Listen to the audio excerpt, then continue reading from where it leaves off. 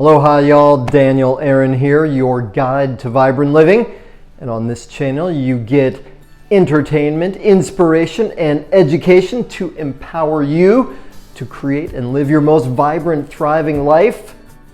Question: do you want to be free? Do you want to be free? I speak that in a little bit of a strange way because what I'm really asking you about is who you are being and do you want freedom?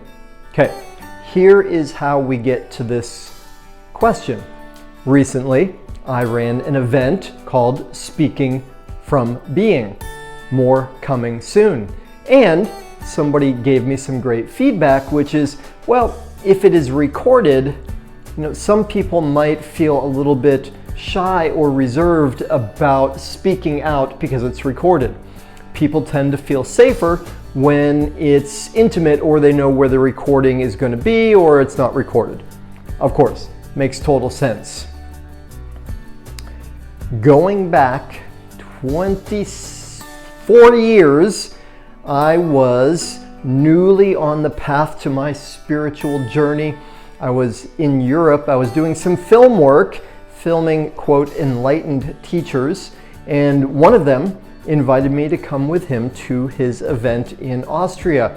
And because I'd been doing some film work in another group, he said, come along, would love for you to do some film work there, film the group. I said, great, wonderful, let's go. So we get there.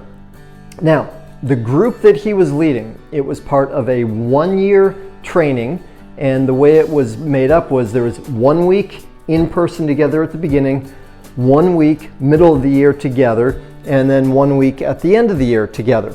We were at that middle of the year part, and so they had start of the year a intensive group, about 80 people, and they'd done a lot of work, and it was very deep. It was quite an amazing teacher. I have a lot of respect for him.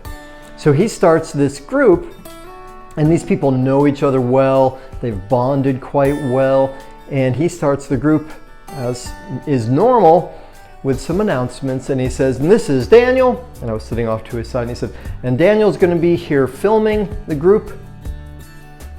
Y'all, the ripples of tension that went out through the room at that point, I suddenly felt like, oh my goodness, the looks that I was getting from people, and within seconds, hands started going up.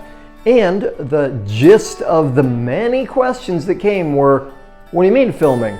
What's the film going to be used for? Why is he filming? And so on. Now, Thomas, who is leading the group, very patient. He allowed everybody to speak, to say what they wanted to say. And then once everybody had spoken, he said this: when you can do whatever you do, and then they show the film of it on the big screen at Times Square, then you know that you are free.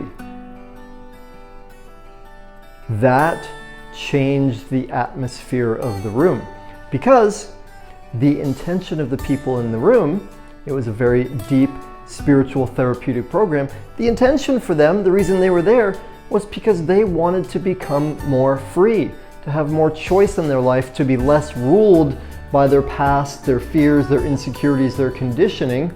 So once he asked that question of everybody, there was no more issue to me filming. Now, part of why I bring that forward for you right now is because when we do these groups, Speaking from Being, of course, there is an opportunity for you as a participant to share, to take that bold, courageous leap into speaking, public speaking, right? And of course, the old joke of it is that it's the #1 fear. It's more scary than death. So the Seinfeld joke is that means more people would rather be in the coffin than delivering the eulogy.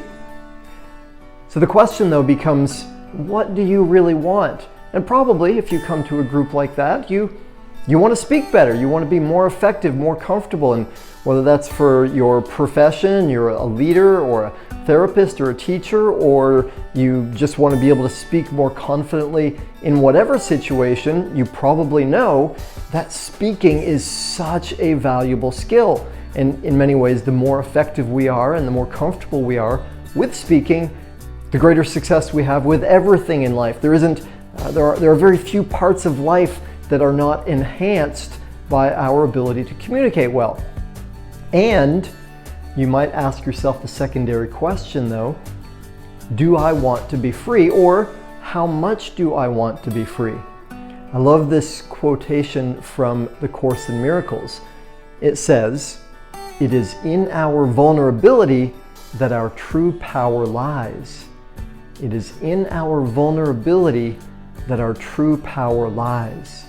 And so part of what that means for me, for us in this context, is when we can say what we say, and sure, we might feel a little nervous. What are they going to think? Would somebody judge me? Well, yeah, somebody will. Does it matter?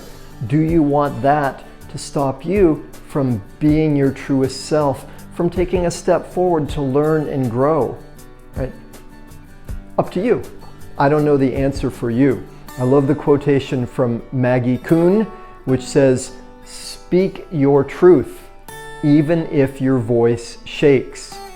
And there's so much power in this, y'all. And we, these days, need more people with hearts, connection to spirit, who are willing to speak up, to share the truth, to be a voice for love. So, this is my pep talk. This is my encouragement, whether it's part of this group or in whatever aspect of your life. Please be courageous. Be the voice for love. Thanks, y'all. Aloha.